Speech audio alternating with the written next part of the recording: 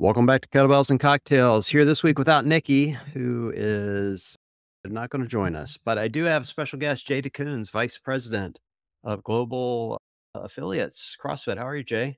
Thanks, John. Thanks, Bert. It's great to be with you today. Appreciate it. Yeah, I find these podcasts always a little awkward when I have people I don't know very well.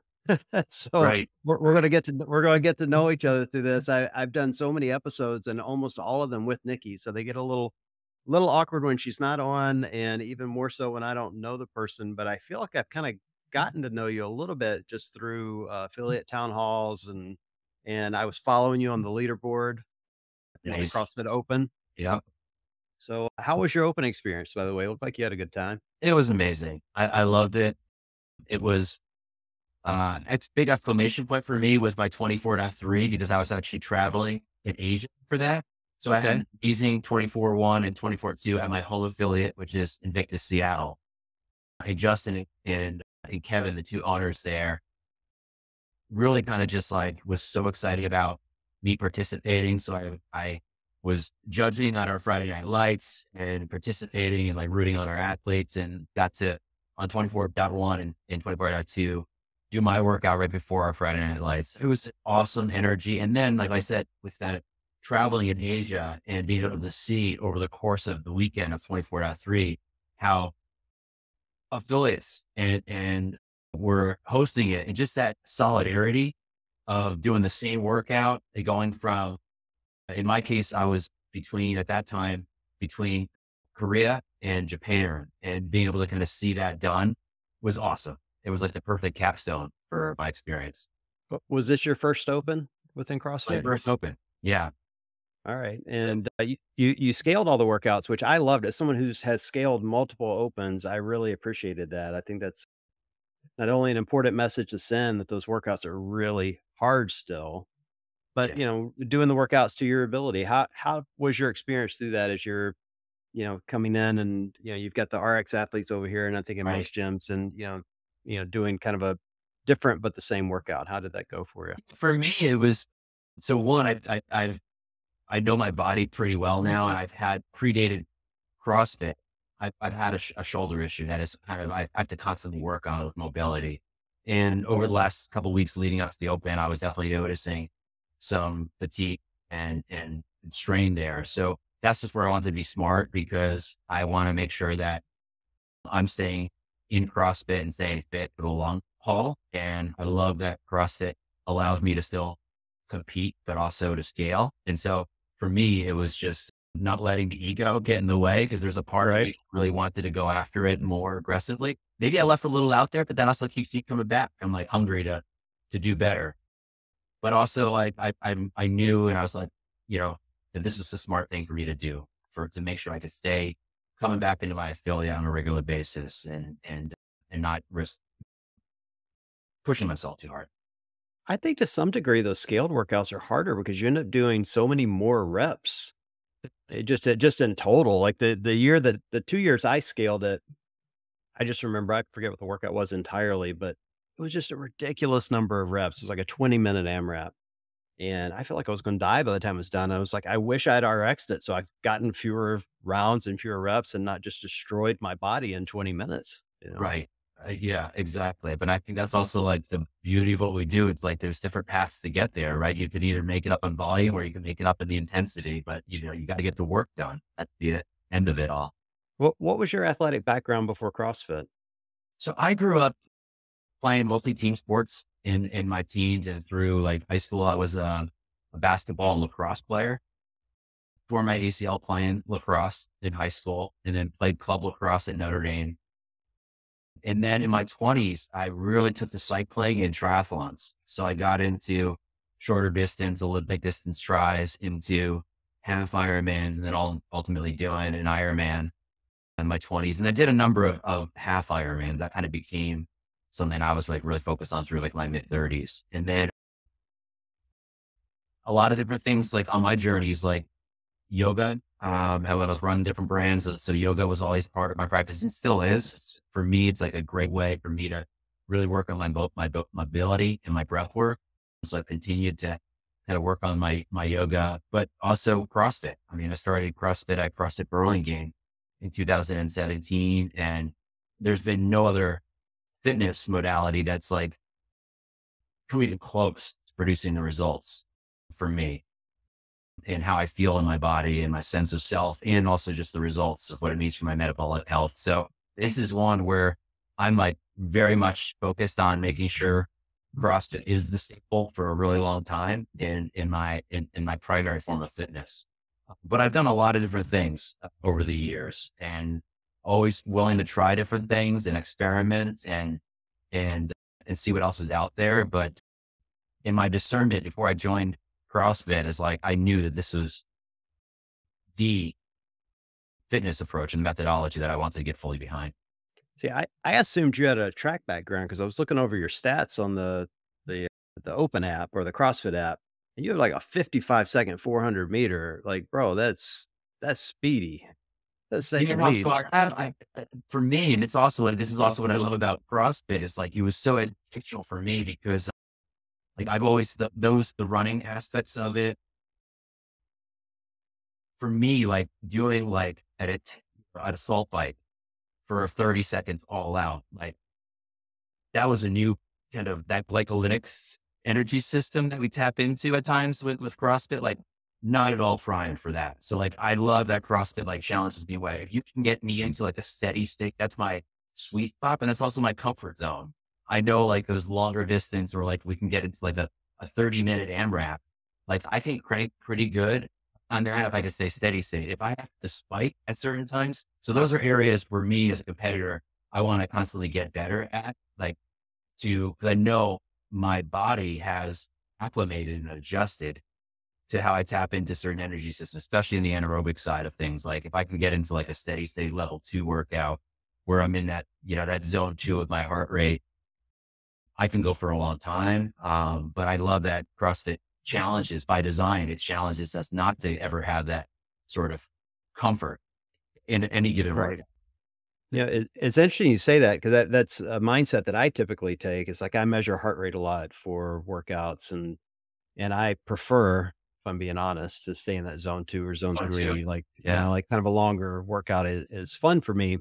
Yeah. But the thing I love about CrossFit is I feel like even after a decade of this is, 12 years at this point, that I'm continuing to learn every single year. And I learned a ton about myself and just workouts themselves during the open this year. Was there anything that jumped out at you in this open that you walked away and thought, man, I didn't realize that about myself, or just, I don't know, just anything in general? Well, for me, I mean, a lot of it is, especially around the gymnastics, that's like, it's still the part where I'm piecing together. I feel like I'm stronger, but there's not the neurological pathways haven't fully clicked yet on it. So I love that there's also this mastery part of it. So like, as an example, the double unders, like for a long time, I'm like, I should just be working on these double unders more regularly. And like, I was almost like too little, too late. I started like, drilling it and like, and Right. so I just know that's where like, that's the depender side of me. Like there's those things that I just know I have to keep practicing. Like I have the different aspects of, I can jump high enough. I can work on the speed at times, but just stringing it together and having it become like really efficient. Even when I was judging, just watching some of these athletes, how efficient they are in their jump. Like I was realizing how inefficient I am. I'm using so much more energy to actually lift myself a lot higher off the ground than I need to versus, some of those athletes that I was part of our Friday Night Live that you're seeing Right. just, yeah, they are just like, it was masterful to kind of see. So that was inspiring. That stuff keep me coming back. And then working on those areas like where I just know I have to drill it more, both when I'm, either before class or am I at home, just that I can start to develop, especially around the gymnastics, those pieces of my experience. I don't have, there's the things I want to work on and master over time. Yeah, that double under piece was weird for everyone this year, I think. I've had double unders for a long time. When I started, I was incredibly weak. Not that I'm super strong now, but at the time, like I literally never touched a barbell prior to CrossFit. You know, And so I knew if I learned double unders, I could beat the big guys in more cardio style workouts because it wasn't a skill they were willing to work on. They just wanted to lift heavy weight. yeah. So I practiced it constantly and I got really good at them. And I feel like I'm really good at them until I got to 24.2. Yeah. And all of a sudden, I'm like, my rowing and my double unders and deadlifts together, like something in that combination just destroyed me the Right. first time I did it. And I had to regroup and figure out what I was doing wrong in order to have a successful workout. And I think that's what keeps me coming back, day after day, year after year, is that you find these little things where you're like, man, I thought I was fit or I thought I had this skill, and all of a sudden I don't have it anymore. And I Right. have to go fix it. And it's just that pursuit of perfection, Mhm. that challenges us every time we set foot in an affiliate, that I think keeps us coming back. It's Right. a really unique thing. It is. And I felt like this season we saw it in the numbers that we're really excited and pleased with how our affiliates delivered on the open this year. I think that the sport team did a really great job of setting us up. And I think the design of the workouts, we've gotten a lot of good feedback from that, from the affiliates. And we know how hard it is to execute really well. It's a lot on affiliate owners to do it. But we had, I think, the highest ever affiliates, excuse me, the members per affiliate count. I think it was 31 this year, which was fantastic on average. And we know we have some cases where, well over 100 of their members were participating in the open. So I was really encouraged by that. And then overall, like the level of participation exceeded our plans and our goals for this year and was the highest in quite some time. So we were really happy with how it was executed. And I think, kudos first to our affiliate owners for making it happen. And I think our sport team did a really good job of supporting it, making sure that it was relatively, it was easier to plan in the affiliates and sort of how they get laid out on the gym floor. And a little bit like, there's just a lot of good energy. And also how we supported it, I think, with social media and celebrating it. And I think I was really pleased how it all came together. I got in a debate, and when I say debate, I was probably arguing with somebody about this. People have strong feelings about the open. I'm sure you've have figured that out by now.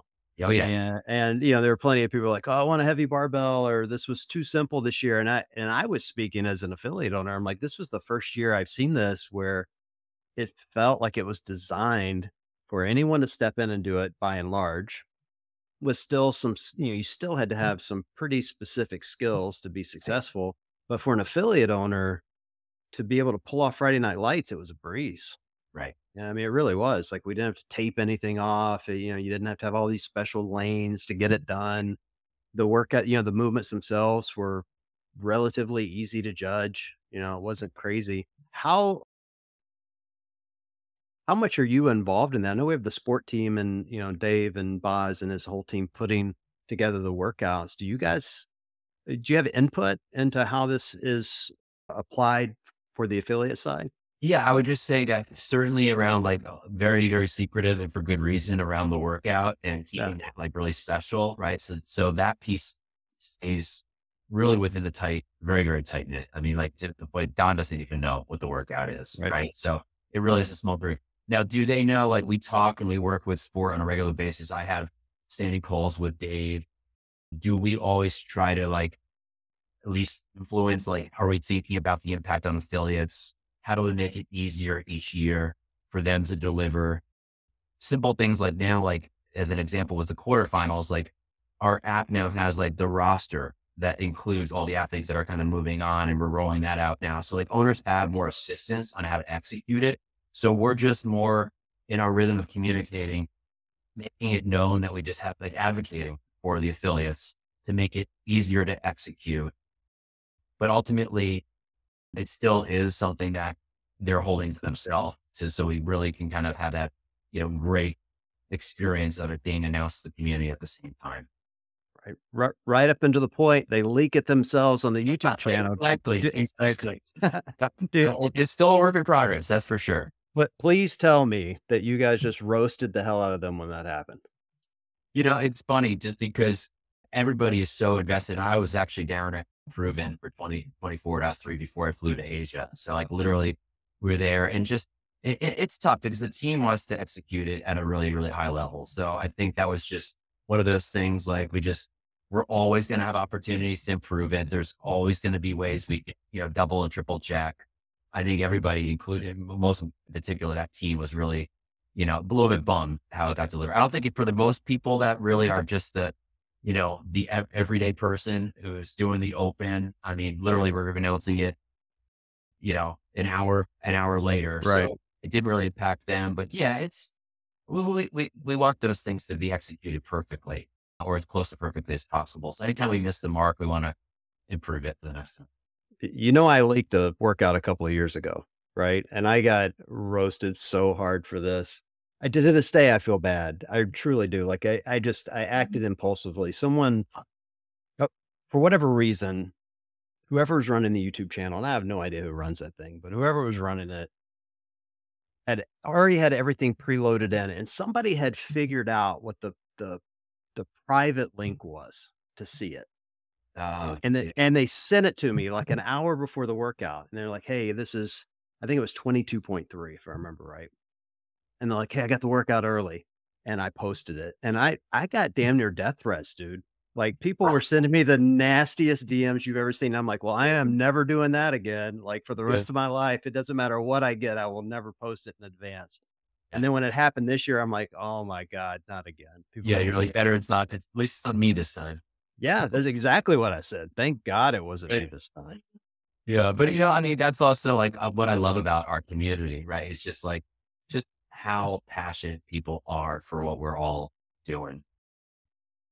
I love that. I love playing that sort of game. Like, I know some people like, yeah, my entry into this world, I'm still learning a lot and I have a lot to learn. And I'm getting out there to meet with as many owners as possible, members, and just taking it all in.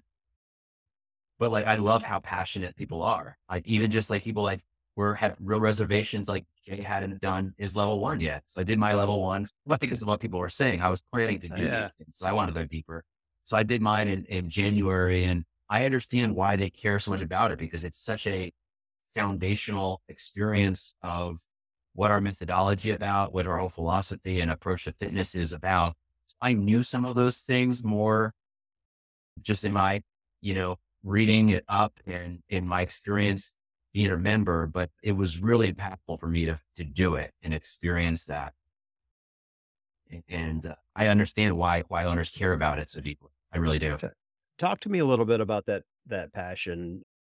You caught a when you came on board, you caught a few strays, like, right out of the gate, and you Sure. mentioned it, like, one was around the level 1. I think there was that video clip that people were losing their Right. minds over. Like, what was that experience like for you? I mean, honestly, I I'm at a point right now kind of in my career, my development. I'm 47 years old. I think probably earlier on at times, like I think I would have been more rocked by that because maybe I would have questioned like, am I the right fit? But no, I never questioned that. I just knew that like, hey, this is a community that cares deeply. Yes, if I could set the record straight, like I did around how I think about CrossFit being safe, right? And those remarks that I made, I don't feel that way, and I wouldn't be here if I felt that way. It truly has impacted my life in an amazing way and continues to. So yeah, do I wish like I kind of came in with those sort of things to answer? Like I don't know, maybe not. Like, but I wouldn't wish that necessarily on somebody. But at the same time, like I understand that this community cares deeply, and they really want to make sure anybody that's going to be in a position of influence that they care, that they share that passion, and they're going to really take their job seriously because of the stakes of everybody else in this community that cares so deeply and passionately. So I just focus on that aspect of it. It's just that this is like, wow, I'm so lucky to have people in this community that care so deeply. And if there are things that are out there, I'm just not going to let a narrative define what I'm here to do and address that as soon as I could. So that's where like I'm hoping even through these podcasts, people get to know me a little better, what I'm about, my approach. I'm not a franchise guy who's coming in here with my franchise playbook and like, here we go. No, I realize that this is a very different opportunity and our affiliate model's beautiful. And we should preserve that balance where we're all united by the coaching. We're all united by the methodology and we can still preserve the independence on how people execute it in their local way. I want to preserve like the local culture. I want to preserve their ability to, of course, just like build their community the way they want to build their community. If they want to focus on elite athletes, they want to focus on a youth program, like give them the autonomy. Of course, they already have the autonomy. Continue to enable them to do that, but in a sustainable way. Like if we could teach them and provide resources that allow them to get better in areas that they want to get better at, like we're there to support that. Did it, as a leader coming in to lead a team and obviously our affiliate group, did it change your initial plan? Like I lead a team and like I kind of always have a plan in mind going in. And then there are times when those plans get, thrown asunder by public opinion. Did it make you change, kind of your idea of what you wanted to come in and do initially and change your routine, or did you stick to that? I stuck to it. I mean, it really did. It really didn't change a whole lot with me. Obviously, we had to kind of make sure we could address it appropriately, the questions and the concerns about my background, but I just kind of knew that, what I'm here to do, that people are going to see that over time. And I needed time to build those relationships and build the trust and the rapport. So I didn't overreact that I needed to solve for it now. I knew it was going to take time. So I just focused on what we needed to do. And then obviously with the timing of coming in, I really needed to drop into understanding what people were doing on our team to support the price change and the L2 requirement and how are we rolling out those communications. And then what are we doing for this year to be in conversation with our owners on a regular basis? How are we going to be talking about support in 2024 and and beyond? So those are things I was like focused on in my first 3 months of like literally like October, November, and December of last year. I love it. I joked with someone, you know, when when that happened, like I've seen this happen in other industries. I'm in banking professionally and I see things like this from time to time. And people go one or two ways. They either assimilate really quick or they just burn out and leave, like Yeah. right out the gate.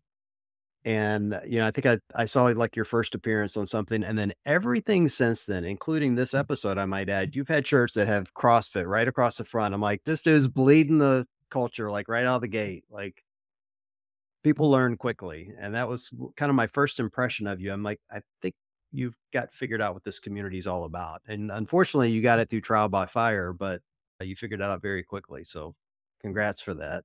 All I also say is like what grounds me and is like, I love that, like, as an example, like this podcast, I'm excited because I had started my international calls early this morning.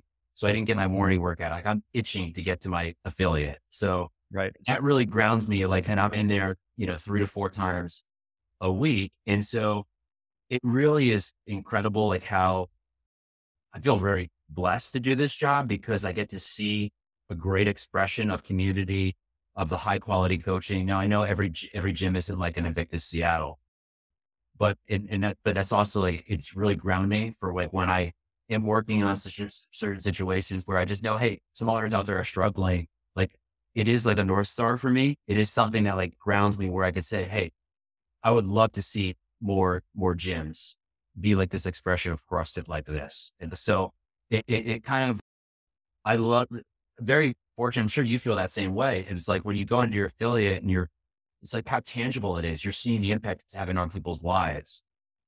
And I love that aspect of the job.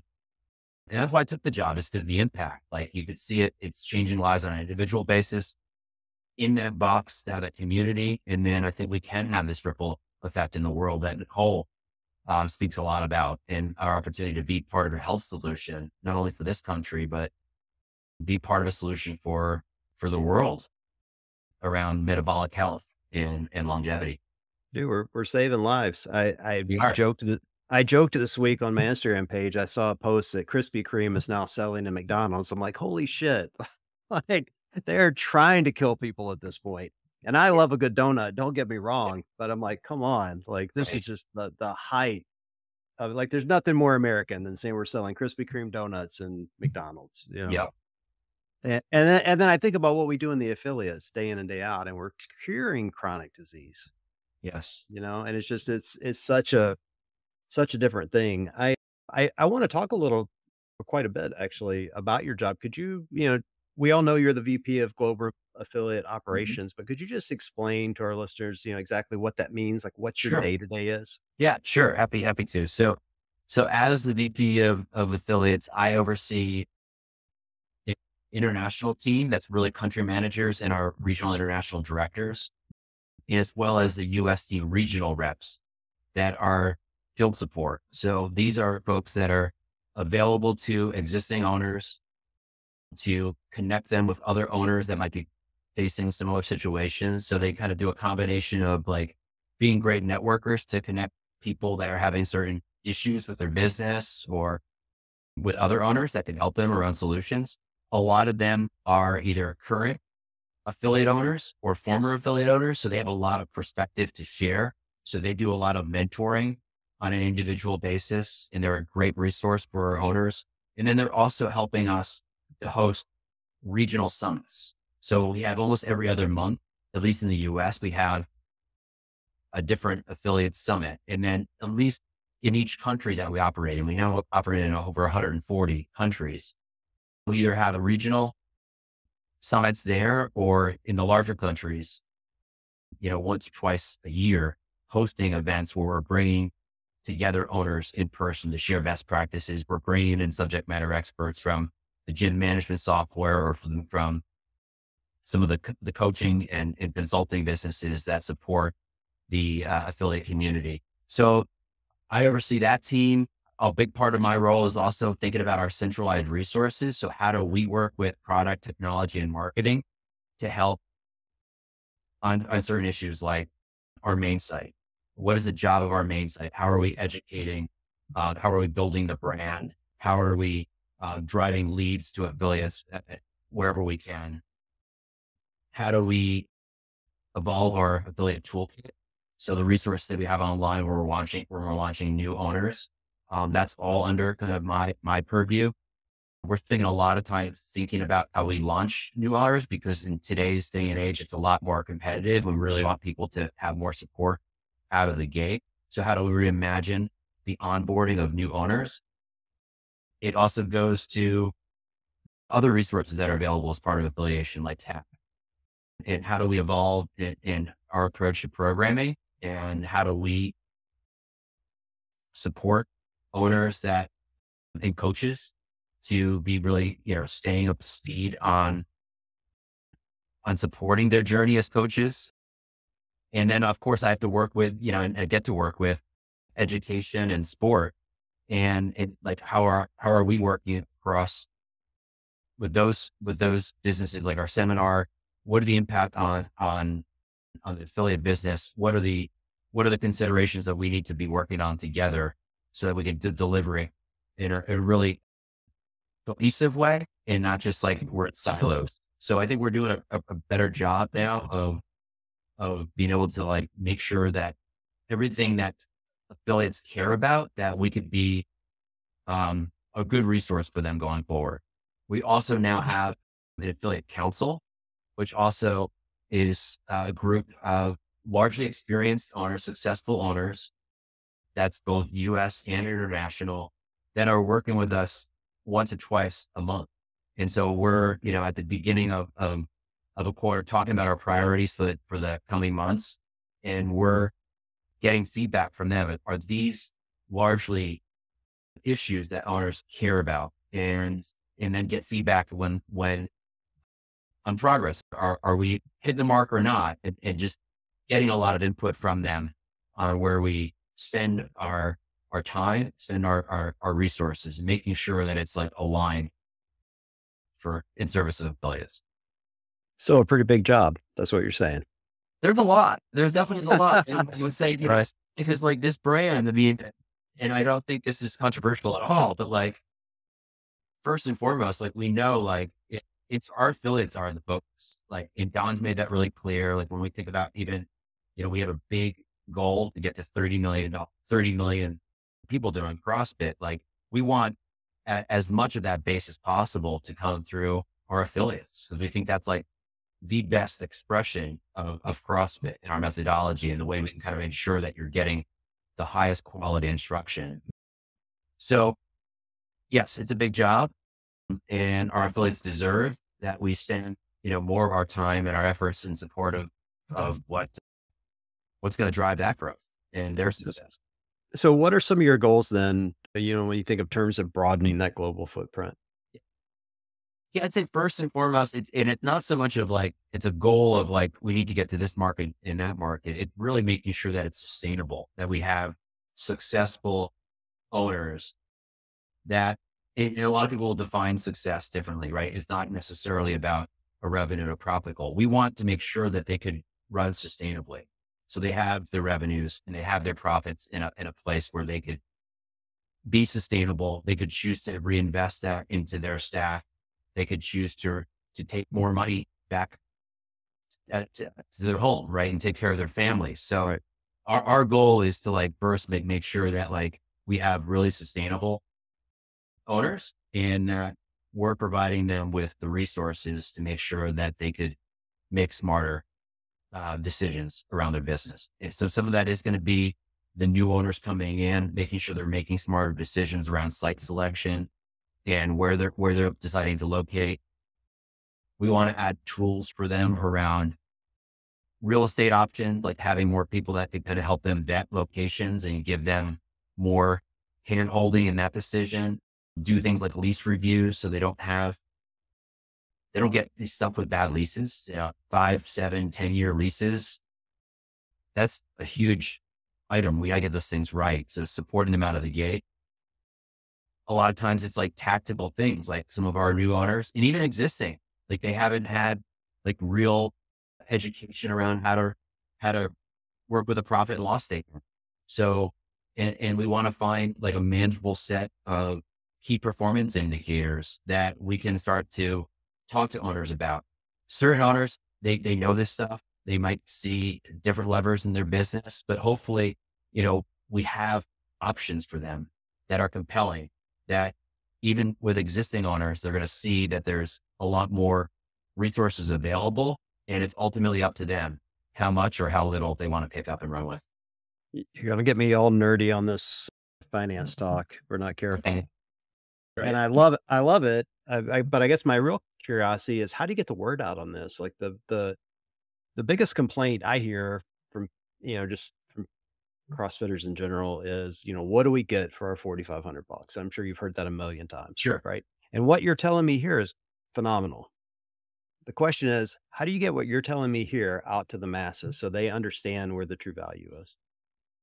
Yeah. So I mean, first, like when I would love to just anchor people in, and I hear this from owners, but I think we kind of immediately step past it, is when you ask owners, most owners, they'll say, you know what, just the value of the brand is worth the $4,500. But then they skip to, well, what am I going to get in the future for this? So I think first and foremost is we just need to like pause and feel confident that like we are better together. We are better when we fly the CrossFit brand and the brand has real pull. In the work that we've done to support our decisions around our price increase, there was 7 to 14 attributable memberships per year that affiliates said that they get because the affiliation with the brand. And when you kind of look at the lifetime value there, that's annualized revenue of $15 to $27,000. So first and foremost, like I think we should feel confident that there is a significant return on investment just in the brand. Now, could we do a better job of building the brand, protecting the brand, encouraging people that maybe in the past or the last couple of years have felt a little less confident to wave that CrossFit banner? I think we have some work to do there. We have a responsibility. Our community has a responsibility to get behind that, but I would love for that to become part of something, that we really kind of get more fully behind the CrossFit brand, because that network effect that could help all of us. So I always start there. And I think there could be a tendency at times to move very quickly past that and talk about all the other things in the future. So I bring that up because it is really important that we pause and realize it, but we're not stopping there. We are talking about how, CAP now as an example is part of the affiliation fee, and it has been since last spring. we want to also look at that. Where is there an opportunity where, how does CAP um, really shine, and it can be a great resource. And there's other great programming that's out there, but what are things that we could be doing where for the, for, for somebody who either wants to do their own programming, or how do we kind of distinctly position ourselves that that's great value to owners? We are seeing a fair amount of uptake on resources like CAP, but how do we even go the next step further? How do we evolve that experience so that it really feels like the the programming experience is evolving, and we are like a thought leader in that area. And the other areas we have to just keep talking about through our town hall and owning, like we have things that we want to do to educate owners around how to improve their website, how to improve their local search. So we're going to do that by having some of these subject matter experts participate in our town halls. We'll also have to ultimately see if we're moving the needle of participation rates for all of our all of our resources. So it's the town halls, it's the education series, it's the round tables that we're hosting with our field reps, it's our summits. Are we seeing that more people are engaging with us?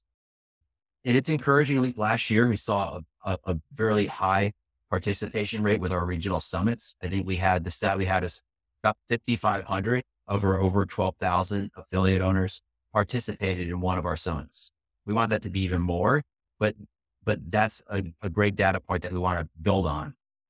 And so it's going to be a combination of the in-person, the online resources, the the calls and the town halls, the education series, to see if we're engaging with more and more people. And ultimately, the proof will be, in our affiliation. Are we building our affiliation? Are people, really seeing value, and they're kind of saying, hey, listen, I do understand that we are stronger together.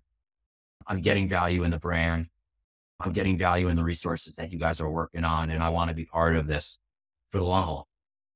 Yeah, it's an interesting dynamic. I mean, as someone who's been around for a while, in the early days, CrossFit would let you open these things on any street corner across from another CrossFit. They didn't care. It's like, put the other one out of business. Good luck.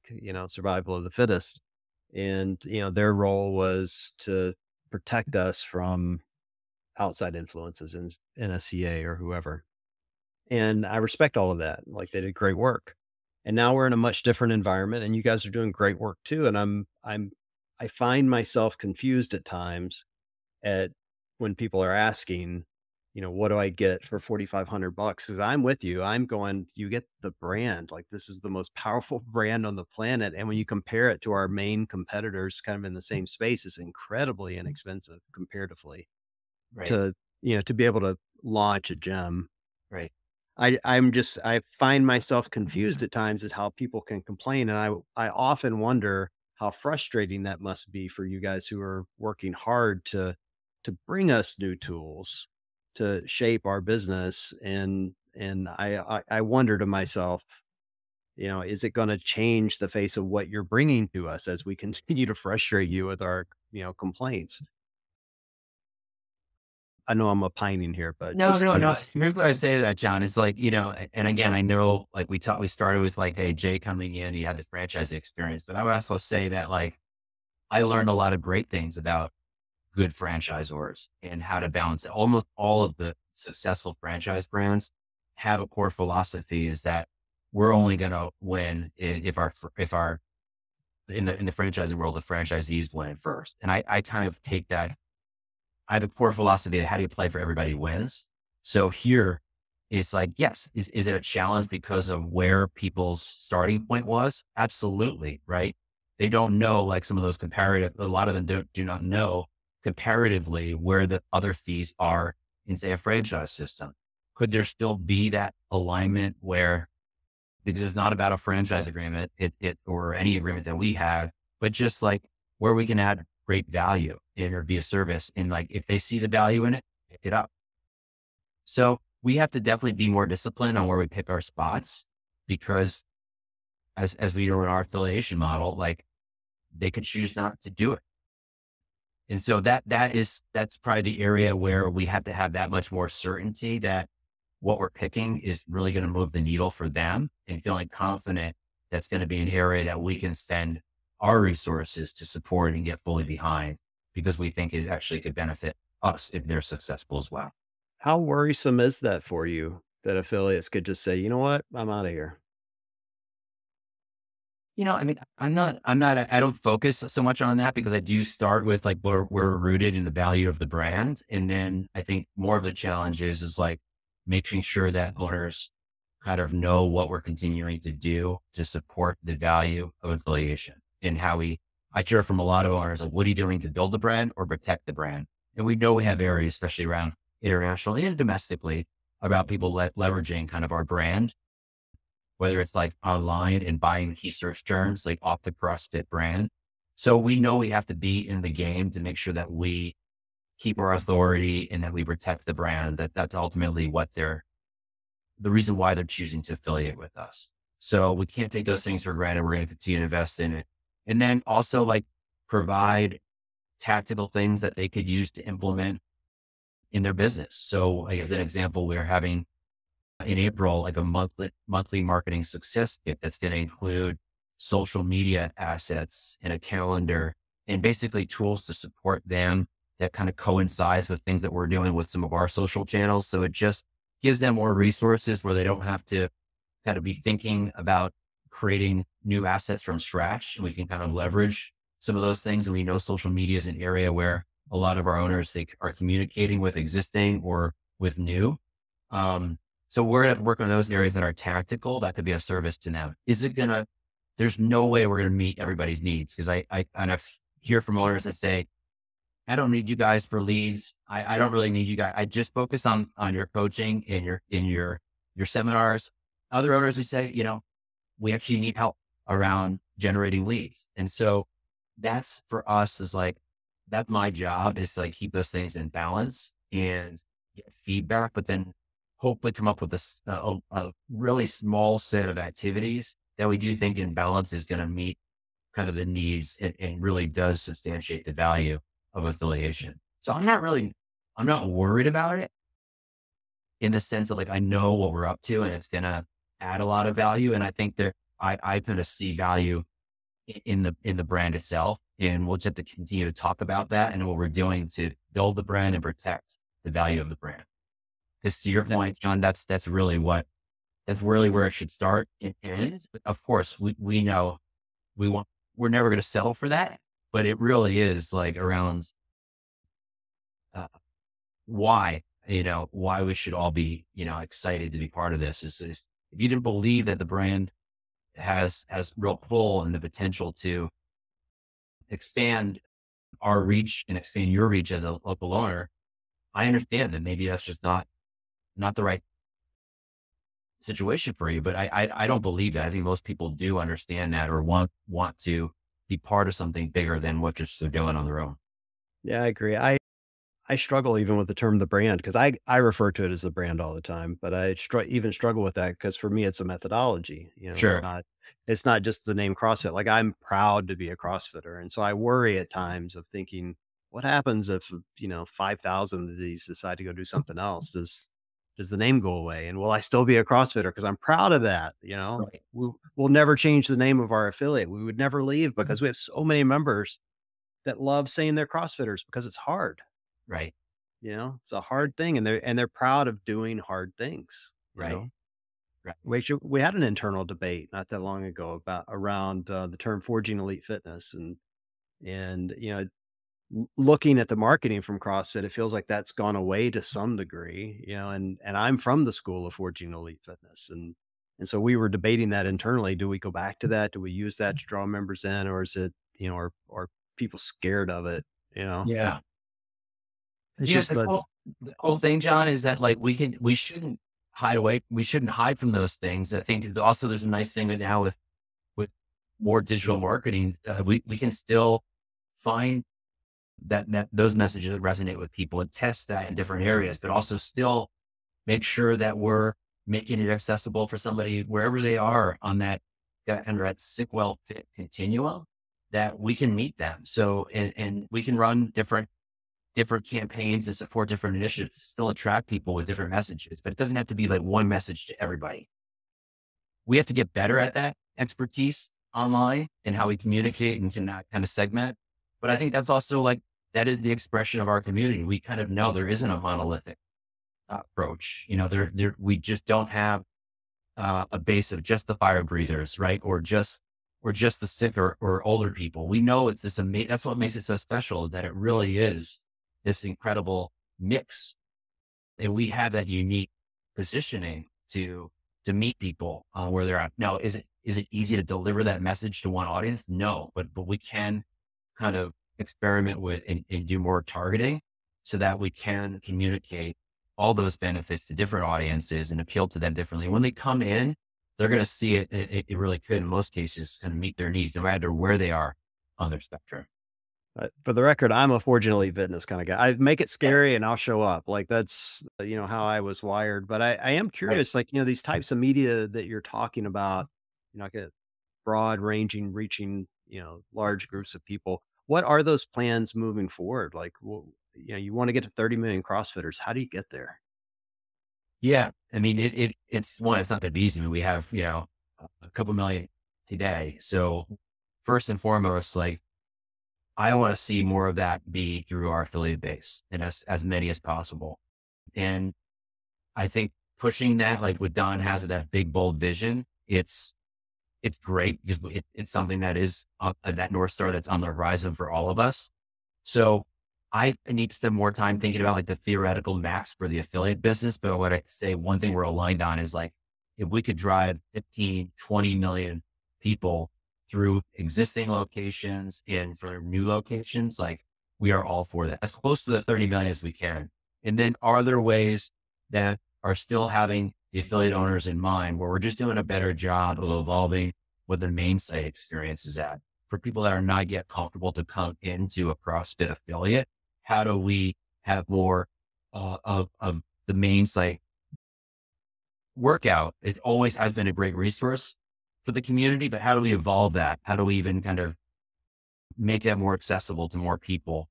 How do we kind of take different challenges that are happening, community events outside of the open, but of course, including the open, but outside of the open, the Murphs and the Chowds, how do we kind of make that gamify that a little bit more so that people want to invite more friends and get exposure to it? And maybe they're just working on a challenge, then that is the entry point for getting into an affiliate. So I think we think about it as the 30 million is going to be a combination of first and foremost, how many people we can support getting into an affiliate location, but then all those different touch points through the community events, through the online, through what's going on at home, but how they could also reinforce. And the focus would be that all complements what's going on in the affiliate gym, and that the affiliate gym is tried will always be the best expression of the methodology and the best expression of our coaching standards.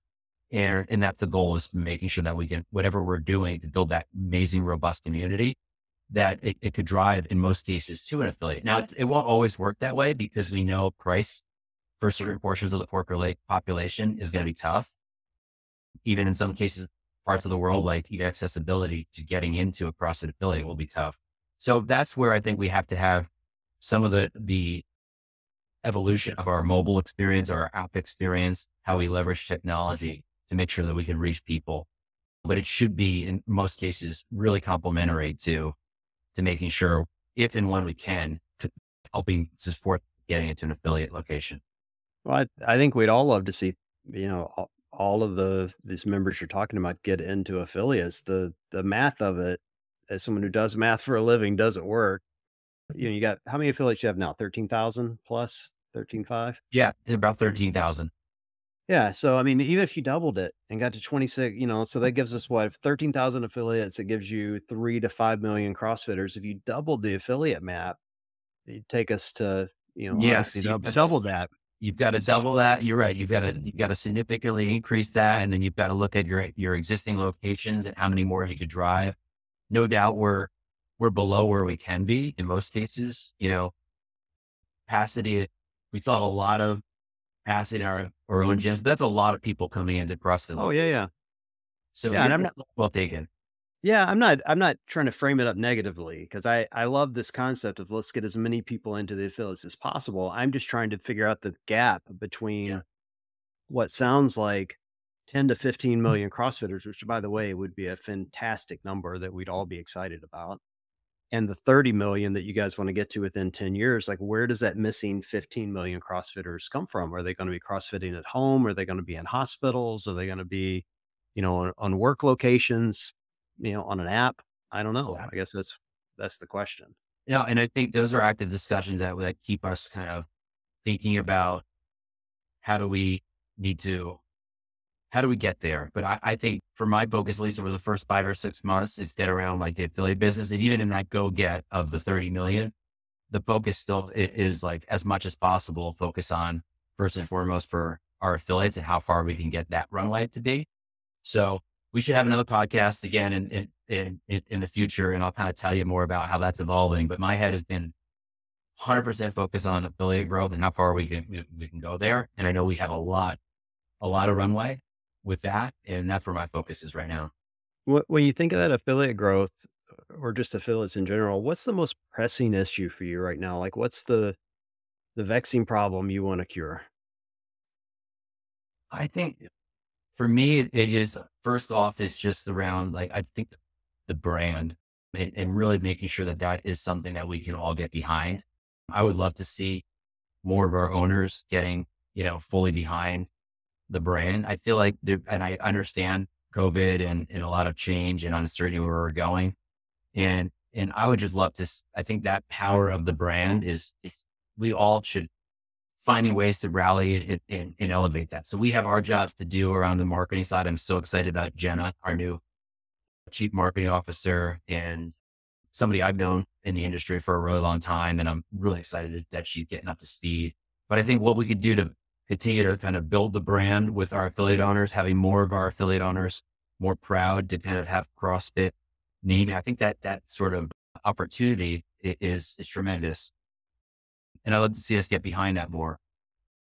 There's also the side of just like, as we're understanding, like, I would love to see more of our owners be successful. And I just mean that in a sustainable way. I mean, people we know in this community, not everybody they did get into CrossFit because they want to make a lot of money, but I think we all want to make sure that we can have something that's sustainable, that we could choose to make investments in our team, in our physical space, choose to take more money home. So things that we can do around the education, connecting them with resources, the resources we're providing, coaching, advising, connecting them with other owners, all those things that can help owners that are willing to do the work to elevate their business, to maybe get to that point where, hey, maybe as an example, maybe, when I was on my own, I just didn't need as much.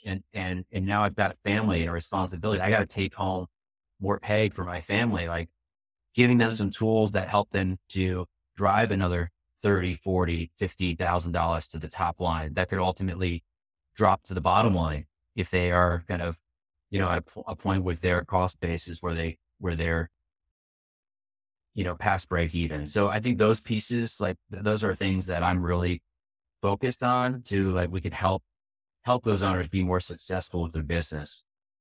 It's not going to be one size fits all. I realize that that's a challenge and we're not looking to mandate anything. So it really is presenting them with what we think are like in balance, a good set of resources, a good set of tools, access to connect with other owners, access to connect with our field staff that can provide direct support. All of those things help them, or at least increase the odds of their success. Yeah, it's a real challenge when you've It got is. a significant group of owners that have come up under a model where you have kind of the least oversight possible, and we love that, by the way. And then you've got a lot of new people coming in that need some hand holding, and it's a Sure. hard balance. I don't envy what you're trying to accomplish right now, to say the least. Yeah. And I would just say like the good news is like where what I rest into is that like I do trust our owners that if it's of service to them, they'll pick it up.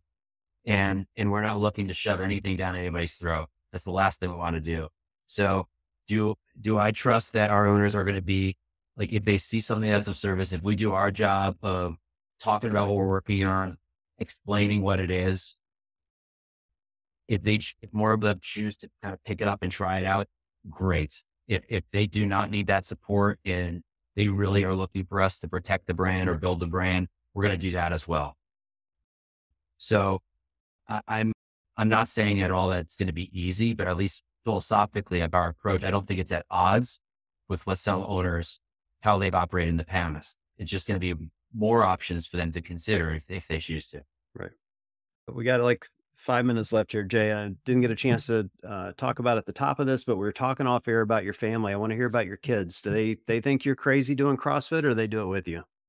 They love, so I think, now my kids, think the job I'm doing right now is so much cooler than anything I've ever done before. So they've seen some of the footage of games and they kind of know dad's doing a podcast, right? So like, I'm like, this is like, I'm getting the cool dad kind of credit. They're my Right. trip that I just had to Asia. So, but I would also say like, then also them seeing like when I go to my affiliate, I'm talking about it, they've been to my affiliate. So they've kind of seen that community at a ground level. We work on things in our garage gym together and they are really curious about it. And like my son, my oldest Jack is 12, like he's getting into sports and seeing like him understanding around like some of the conditioning and the mobility work and the agility work. Like, so he's getting really curious on how CrossFit can help him. So I'm loving that I do something that my kids can understand is having such a good impact on our local community and more broadly and globally as I'm traveling. So I feel really fortunate that I could show my kids, like, if you focus on, you know, being part of the right causes and you can learn, skills that help you to add great value in a community. Like, so I'm really proud that this is like the expression my kids get to see in this really formative phase of 12, 9, and 6. So You have it's all awesome. boys, or do you have boys and girls? Two boys, the two older ones, 12 and 9 are boys. And then my youngest Grace is 6. See, my daughters think I'm crazy for doing all Love her. I mean, I get some of the cool dad credit too, for just some things that have happened over the years, but I used to take them to CrossFit with me, and they were at the time probably a little older than yours. I want to say they were like 14 and 16, Yeah. and we were at a really good affiliate, a CrossFit Mentality, which is owned by Scott Panchek. Yeah. And at the time, Saxon and Spencer were there coaching, and they were younger, like probably 18, maybe. They were young men, but they looked then like they look now. And this is important to the story, right? Like typical Pancheks, like shredded, right? So one day I'm there with my 12-year-old daughter and we're doing deadlifts together. And I'm facing one way and she's facing the other. And I'm working and I turn and look and she's literally just standing there, like not touching the barbell. And I'm like, Meg, what are you doing? And I turn and look over her shoulder and there's Spencer Panchek with his shirt off, all sweaty and shredded. And she looks at me and she's like, what? What do you want from me? Of course I'm Yeah. going to stare. I'm like, all right, Well, you're done. No more CrossFit for you. No more shirtless boys. This is too right, much right, for your dad. Yeah. right. Yeah. It's tough, but I get the same experience from them. I think they find it unique and different. And my hope is, someday they'll come back to it themselves and want to do it. They're kind of living their best life, best college Right. life right now. So, And no doubt you've kind of laid that template for them. And I feel that way, like with my wife and I and what we prioritize around our health and wellness. We know that we're setting like their set point for what they're going to appreciate further on. Now in your teens, you're right. You have the wild card right. years. I feel like in a lot of cases, they kind of settle back in their 20s. And we're hoping that like we're also setting like a really healthy foundation of how they approach health and fitness for their lifetime. So I really feel really blessed to be doing that. Yeah. Not only for this community, but for my family. I'm always convinced it's the kids that are into fitness and in high school that are the ones that by and large stay out of trouble. I know some get Yeah. into trouble, but my oldest ran track and was part of that group and she was really good at it. And that group of kids were the best kids. They were just the best because they didn't want to go out and drink because they had to run the next day and they knew it would hurt if they went out and partied. Right.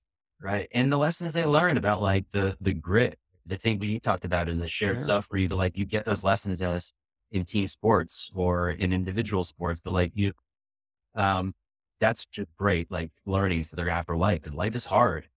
And even with CrossFit, like the experience, like as an adult, like CrossFit makes you better for whatever's showing up in your life. Yeah. Um, Problems that you have, in this, with your family, in your business, in your community, it teaches you how to persevere and have a community that supports you in the struggle. Yeah. Yeah. Fully agree. Well, if you find yourself in the Cleveland area, we'd love to host you at Sugar and Falls CrossFit Thanks, anytime John. you're around. Anytime Yes. you're around. Yeah, absolutely. And give my best to Nikki. And great to be with you today. Appreciate that. Yeah. Well, thank you for joining. I I know you're super busy and it means a lot for us. So thank you. And I know our listeners are appreciative as well. So for everyone listening, we appreciate you guys joining this week and we will chat with you guys soon.